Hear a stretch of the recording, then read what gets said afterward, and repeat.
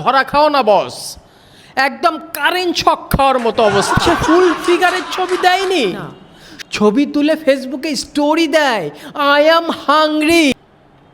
যারা school, college, university, বিয়ে, জন্মদিন কিংবা গায়ে হলুদ কোথাও একটাও প্রেম করতে পারেননি, কিংবা পাশের বাসার কুলসুম তাকেও পটাতে পারেননি, তাদের জন্য শেষ ভরসা কোথায়? Facebook, right? আমিও তাদের দলে। তো ফেসবুকে একটা মেয়ের সেলফি দেখে তার প্রেমে পড়ে গেলাম। তারপর তাকে লাইক, কমেন্ট, তারপর ইনবক্সে কথা, ইনবক্সে প্রেম জমে ক্ষীর।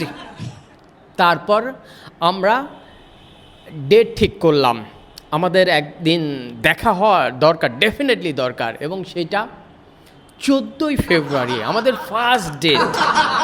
তারপর আমরা 14ই ফেব্রুয়ারি দেখা করতে গেলাম। গিয়ে দেখি এ মা, এ কি, এ তো ইয়া মোটা। এই জন্য সে ফুল ফিগারের ছবি দেয়নি, শুধু সেলফি দিত।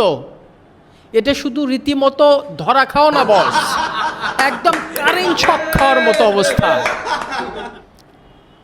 যেহেতু এটা আমার লো বাজেটের প্রেম, তাই ভাবলাম তাকে নিয়ে সোরওয়ার দিতে যাই অথবা টিএসসিতে যাই, কিন্তু না, সে দিয়াবাড়ি যাবে।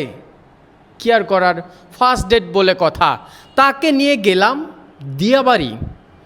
গিয়ে বাবু এইটা খাবো, বাবু ওইটা খাবো, খাবার নিয়ে এসে দিলে সে খায় না, ছবি তুলে ফেসবুকে স্টোরি দেয়, আই অ্যাম হাংরি। কার কার সাথে এমন ঘটনা ঘটেছে? ভাই হাত নামান, হাত নামান, ভাই আপনি পা নামান। আর আপনাদের কার কার সাথে এরকম ঘটনা ঘটেছে আপনারা কমেন্ট করে জানান।